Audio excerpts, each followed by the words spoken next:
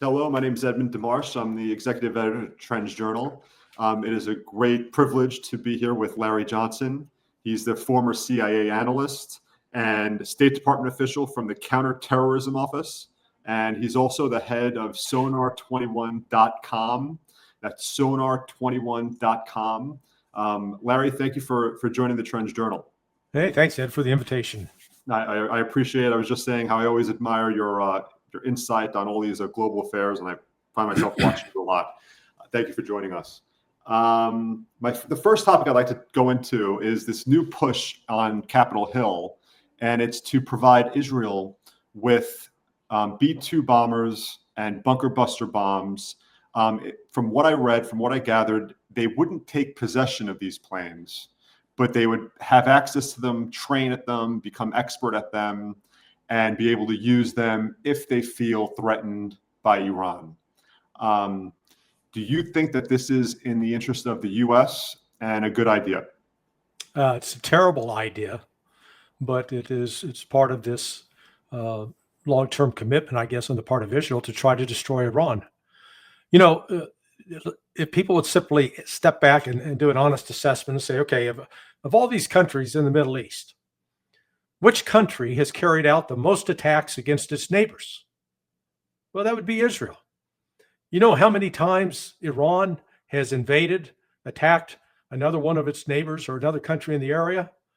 Zero. Not at all. So, the notion of giving these $2 billion planes, the B-2, I think they call it, it was named B-2 because it cost like $2 billion. But those planes normally can only carry one of those, bunker busters, as they're called, the GBU-57. The reason that on this latest attack on Iran, they were able to carry two is that the planes' gas tanks were almost empty. They took off with almost empty gas tanks. That's the only way that they could carry two 30,000-pound bombs. Then once they got airborne, then they were immediately refueled. Well, if you give that kind of capability to Israel, it only has one purpose, and that would be to drop a nuclear bomb on Iran. It remains to be seen if Iran's going to correct its deficiency in air defense, because the Israelis and the United States appear to have done a very effective job of suppressing their air defense systems. They had previously rejected offers of assistance from Russia. It remains to be seen if they're going to change their mind, turn around, and accept Russia's offer.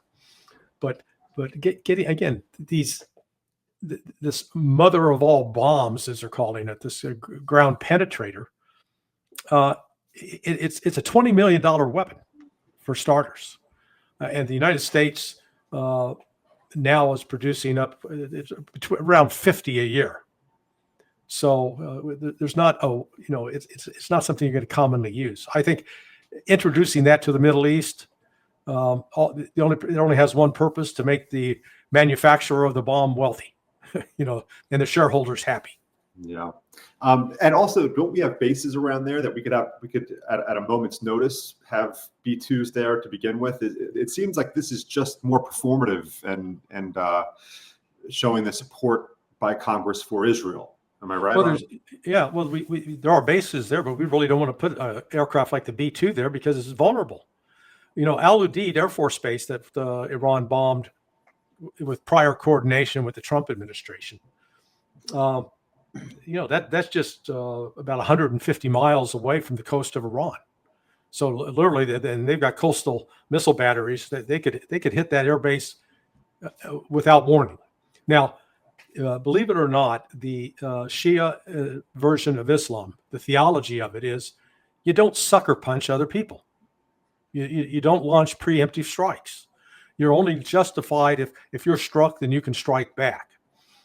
So from that standpoint, we could probably park a B-2 at Al Udeid, but still, it's very vulnerable. That's why they had them had parked some at Diego Garcia, which is 2,000 miles south in the Indian Ocean.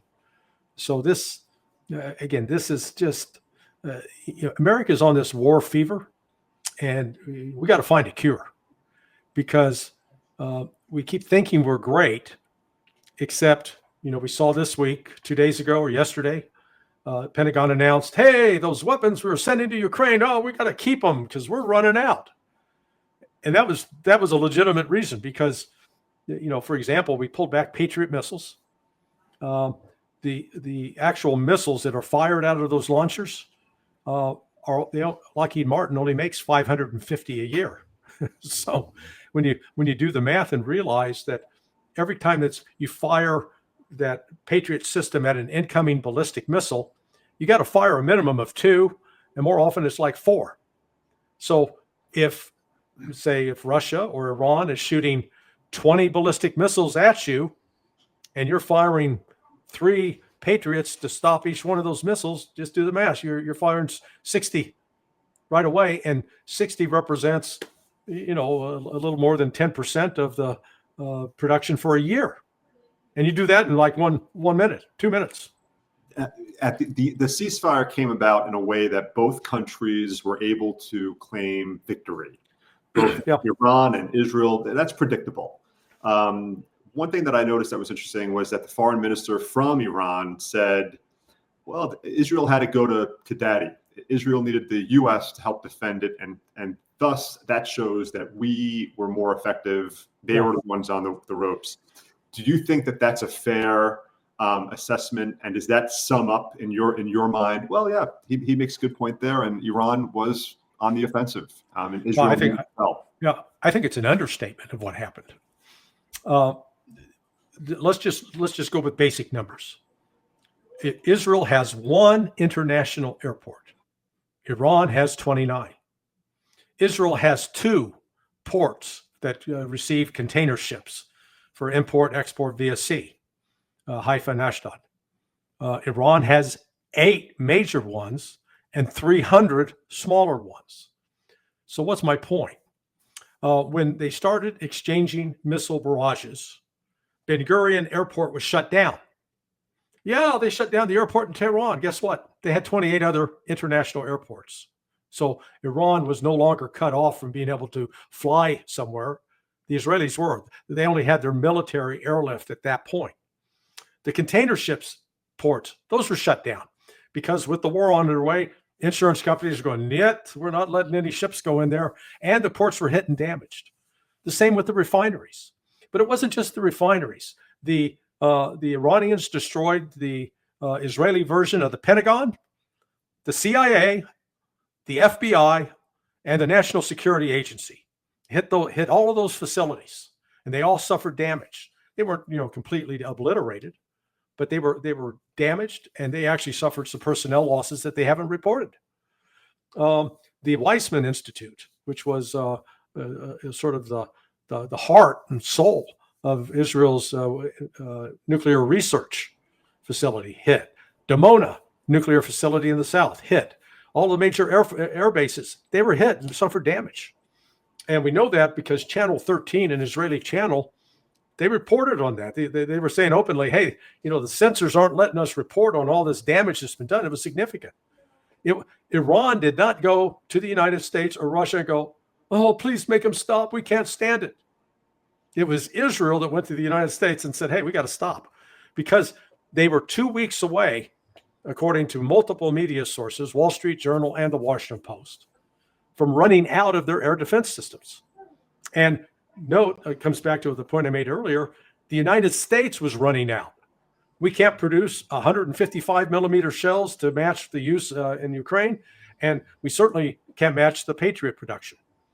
So, Iran came out on this ahead. They suffered significant damage. Oh, and now that we've attacked their nuclear facilities, here was Iran, who was a signatory to the Non-Proliferation Treaty and allowed IAEA, the International Atomic Energy Agency, inspectors into those facilities.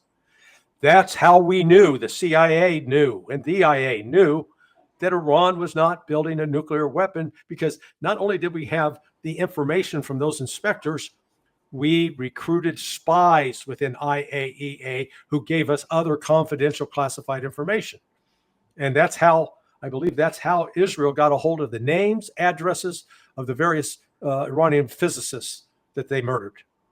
So Now we're blind to that because Iran's tossed out the IAEA. Now we don't know what they're going to be building. How long do you think that? How long would the West? How long would Israel let that go?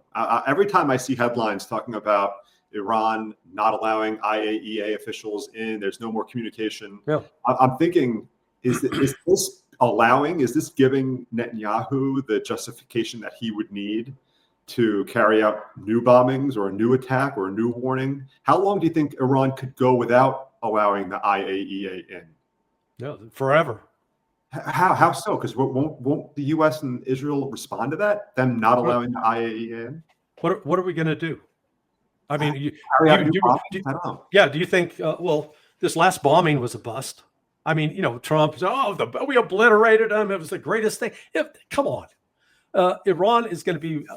They're already recovering on those facilities, but they moved the enriched uranium to another site before the bombing started.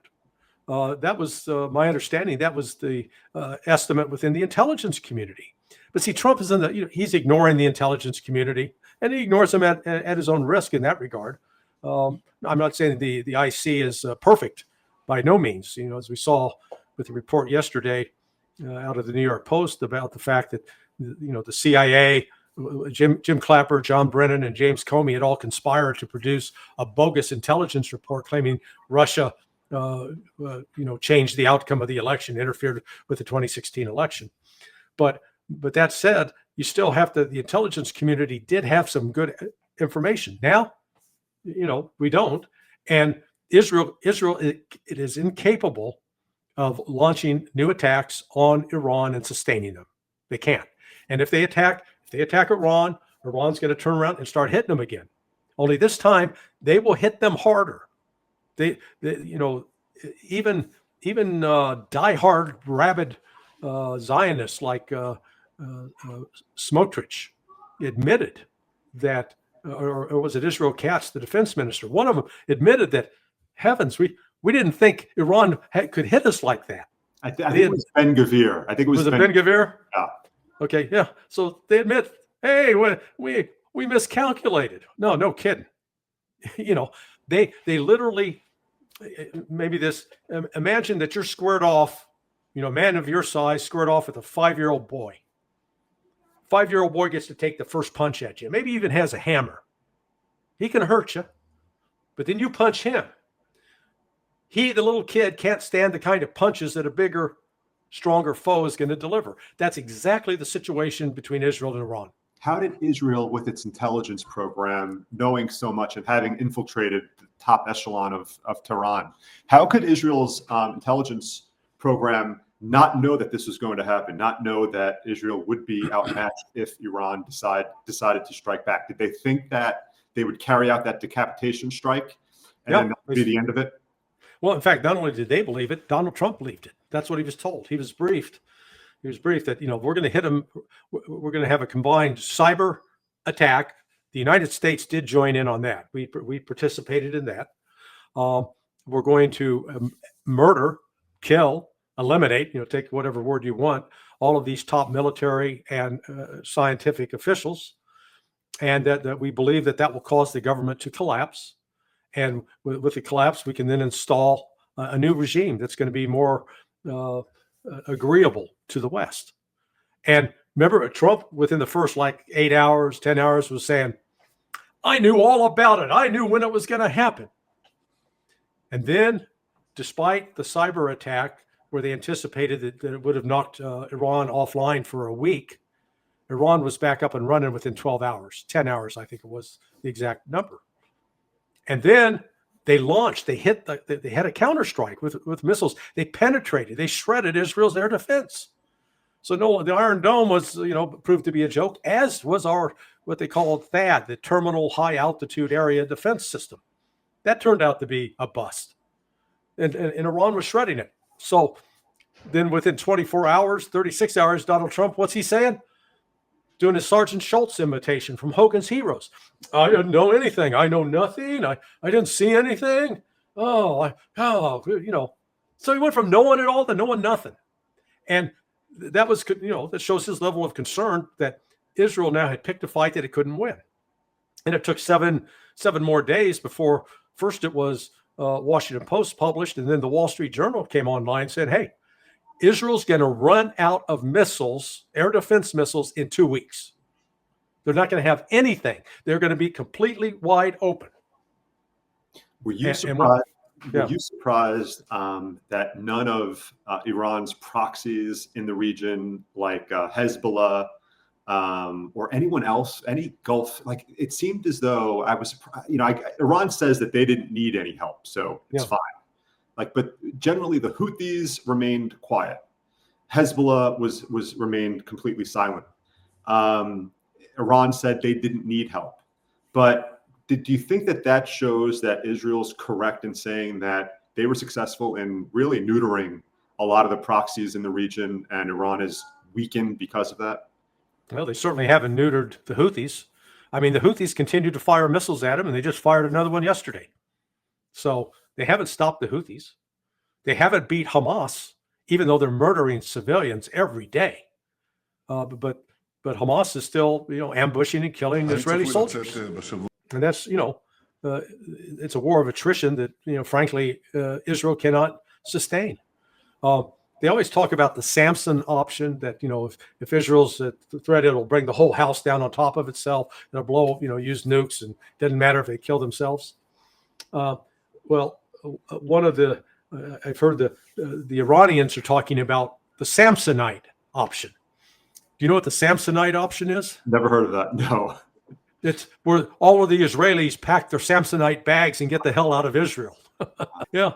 So, in fact, that's what you're seeing. You're seeing a large number of the Israelis, and more number now than before, are getting out. They're leaving. And so Israel at the outset was only 8 million people. And I think the estimate is at least 2 million have left. I mean, New York City's bigger than Israel, population-wise. Population-wise, yeah. Yeah. Here's the Economist. Oh, sorry, were you about to say something? No, go ahead. Sorry to interrupt that. This is from the Economist, and I think this sums up the Western take on this. This is from this week's issue of the Economist, and it says everyone involved in a conflict, meaning the Israel-Iran war, can claim to have achieved their main goal. Israel did real damage to Iran's nuclear and ballistic missile programs. The stated aims of the war, the Iranian regime survived, weakened but intact. Mr. Trump dropped his big, beautiful bombs without getting sucked in to a long and unpopular conflict, and the Gulf states avoided their nightmare scenario of a destructive Iranian attack on their soil. I think that sums up the Western media's position really well. Yeah, it's delusional. It's delusional. Let me tell you why it's delusional. Iran came out of this before the attack. You still had some significant political divisions in Iran, and despite Western, the Western propaganda, the mullahs did not exercise iron authority, authoritarian power over the population. So it was a fairly open society with some splits. In the aftermath of the attack, even the opponents of the Ayatollah and the mullahs have come in favor of the regime now. So it has actually strengthened Iran politically within its among its people. That's number one. Number two, it has exploded the myth of Israeli invincibility. Up to this point, Israel's been able to traffic on this. We're the biggest, we're the best, we're the strongest. Nobody can stop us. Well, now people are stepping back and looking and said they cried Uncle Sam to get the United States to intervene to bring an end to the war. They haven't been able to defeat Hamas, and the Houthis, continue to lob missiles in. That right now Israel still has enough air defense that it can intercept most of them. But so you've exposed the fact that Israel is not overwhelmingly powerful, and the same for the United States.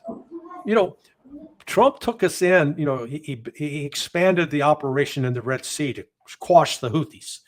He lasted 7 weeks. And prior to the start of that operation, I guess it was March 1st, prior to the start of that, the preceding 15 months, the Houthis had been downing an MQ-9 Reaper once a month. Because the United States would fly the Reaper over territory. It could locate real time where the mobile missile launchers were, and then it could actually hit them. So in the previous 15 months, Houthis were shooting down about one a month. Trump starts his operation. All of a sudden, the Houthis are shooting down one a week. And you say, well, why is that important? Well, each one of them goes for about $35 million a pop. So all over, almost at $250 million in lost MQ-9 Reapers in 7 weeks. And then we lost 3 FA-18 Hornets. And so remember, Trump said, hey, the Houthis, they've capitulated. We're leaving. Bye. The Houthis didn't capitulate. They had a celebration. Other countries are watching that. So, the United States and Israel, we can pat each other on the back and tell us, man, you're a hell of a fighter too. Boy, we showed them. But everybody else is looking, saying, these guys are not as strong as they pretend to be. They're not as powerful as they pretend to be. And so I think it damaged our credibility. The Israelis obviously go to the U.S. first if they need help. Oh yeah.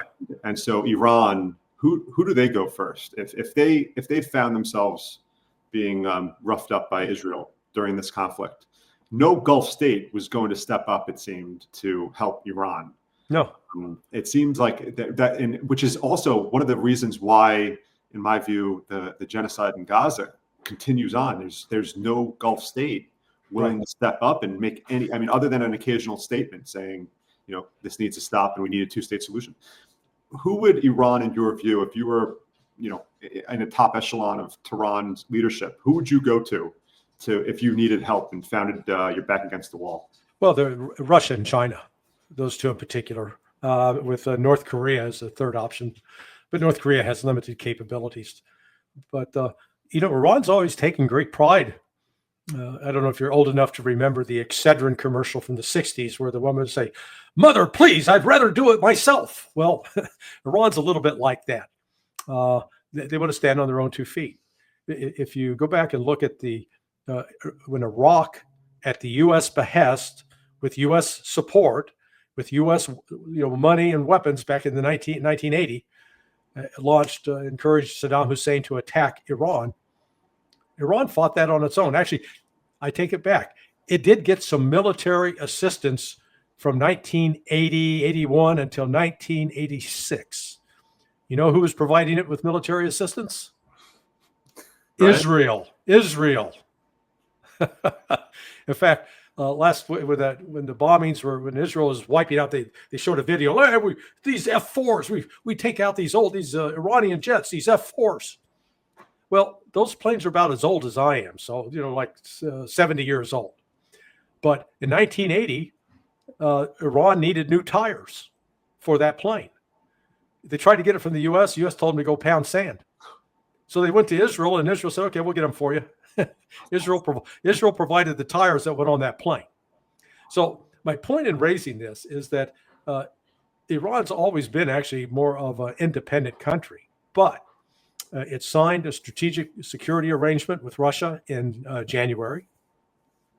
It took the Majlis, the legislature, another 2 months to approve that. And Russia, according to Vladimir Putin, offered a defense treaty to Iran, like it has with North Korea. And Iran turned it down. No, because they didn't want to be obligated that if Russia started a war, they didn't want to be under an obligation that they'd have to intervene in a war that they didn't think was just. So that was one of the reasons. Now they may be rethinking that. China as well is in a position to provide a significant military assistance. And I would note that Russia and China have been conducting annual naval exercises in the Persian Gulf and Gulf of Oman and the Indian Ocean since March of 2019. It's always held the first 2 weeks in March. So Russia and China, that's the backup for Iran. And do you see this war as being over, or do you see it as this is just the opening salvo? I heard someone, I think it might have been Scott Ritter, he said Israel and the U.S. would be wrong if they approached Iran, because they mentioned regime change. I don't think they ever said that was one of the goals of the war, but Trump mentioned that Ayatollah Khomeini is still alive because of the U.S. and they at least floated some notion of a regime change in Iran. But Ritter said it wouldn't be a smart idea to approach Iran like you would Syria or Iraq, because now you're talking about a country that is, thousands of years old, and it's a completely different animal. Do you think that the U.S. and maybe Israel might be going with the same kind of a blueprint for a regime change long term? Absolutely. They haven't given up on that. And here's the irony of all of this. We're told frequently in the West that Iran's the #1 sponsor of terrorism. Now, that's just not true. It's factually not true. But that's what we're told. And we're told, Iran's out trying to assassinate Donald Trump. The Iranian leader has said nothing about assassinating Donald Trump. There was a fatwa issued by a low-level cleric in Iran that got hyped by the media, where he declared that the United States and Israel were enemies, but in that fatwa did not specifically call for assassinating Netanyahu or Trump. But the United States and Israel regularly talk about killing Iranian leaders, and in fact have done so repeatedly.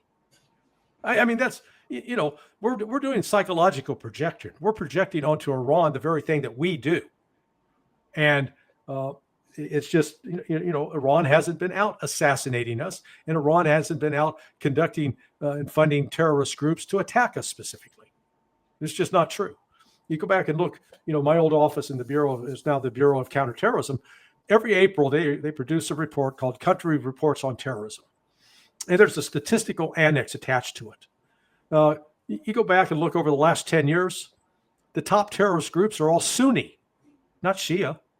And none of those groups are sponsored by, paid for, or trained by Iran. They get their money from the Gulf Arabs, Saudi Arabia, Qatar, United Arab Emirates. But who do we declare as the terrorists? Iran. So it's just, you got a real disconnect here. But Israel Katz, the defense minister of Israel, specifically said that the goal was regime change. That's what Israel was after. I was watching Professor Morandi, and I'm sure you might have seen him, the Iranian professor. And I know Sayed. Yeah, he's really an insightful guy on this issue. He's an American, by the way. He was born in the U.S. and then moved to Iran. Born in Ohio. Oh, wow, that's so funny. Wow. He's a Buckeye. He's a Buckeye. He gave an insightful interview on Dialogue Works, a show that you're on frequently.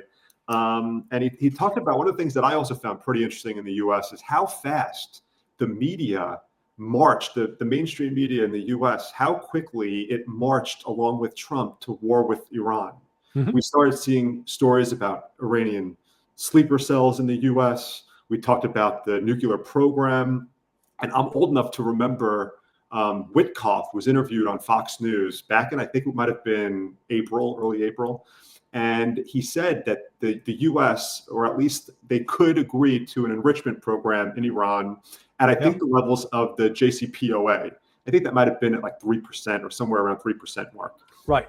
Netanyahu comes out the next day and says we need the Libyan model, where Iran would have to destroy the facilities, zero enrichment, and the Trump administration on the dime changed its position. So it's interesting that we went from talking about enrichment in the media and allowing some to Iran is now rushing a weapon. We need to take this action or it's over for Israel. And not, left wing, right wing, the mainstream media, they marched right along with that narrative. Yeah. Go ahead, finish. Did you notice that too? Yeah. Look, we're entirely held captive by the Zionist lobby, and it's a combination of money from wealthy Zionists that are in Israel, wealthy Zionists here in the United States, as well as the evangelical Christian community is bought into this silly concept that, well, God supposedly loves all people, but he thinks the Jews are really the most special ones, and he loves them more than everybody else. It's like a parent that playing favorites with their kids. Oh, I'm going to make sure that this one child gets more food, better clothes, better education than everybody else because they're really my special. I mean, it's the entire premise of Zionism is, in my view, stupid.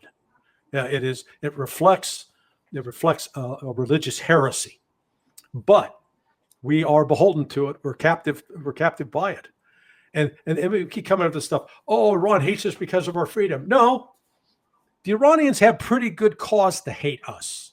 Number one, we, through Kermit Roosevelt, son of Teddy Roosevelt, who was a CIA chief of station in Iran, 1953, engineered the overthrow of a democratically elected government that was headed by a fellow named Mossadegh. And then we installed the Shah of Iran. I can't not ask about Gaza and what you think's happening there. Do you see this ending anytime soon? What's going on in Gaza? Or is this like, it's incredible the things that you see. If not for places like X, nobody would know what's going on there to the extent that people are seeing this. Yeah, it keeps freezing up. No, Hamas is not going to agree to this deal. It's too long. So I anticipate that this war's still going to go on for a while. Unfortunately, the Palestinians are being bled dry. Gaza, they continue to fight. They're not surrendering to Israel. Israel's got every military advantage they could have. They got tanks, they got artillery, they got fixed wing aircraft, they got helicopters. They have every possible advantage you could have on a battlefield. But the Hamas fighters continue to fight and to inflict casualties on the Israelis, and frankly, casualties that the Israelis aren't going to be able to sustain politically. I mean, physically they could do it, but politically it creates a real problem. So we're still confronted right now with this horror show where they, in different states in the United States, it's illegal to put a block of salt out in a field to attract deer so that you could shoot the deer while they're eating salt. That's essentially what they're doing now at these feeding stations in Gaza, getting the civilians where they come to those and then shoot them. And we've got U.S. contractors shooting these civilians. The Associated Press reported that yesterday. Yeah. Video of some of the talk. Yeah, it's just it's outrageous. So, but that war is going to continue, and the Houthis are going to continue launching missiles into Israel, and Iran right now is in the process of trying to repair the damage that was inflicted on it and boost its defenses because they've got some real gaps in their air defense. That was definitely proven. Well, Larry Johnson, sonar21.com. We're going to link at the bottom of this video. Thank you so much for joining me before the holiday weekend. Hey, Ed, my pleasure. I appreciate the invite. Take care. Thank you.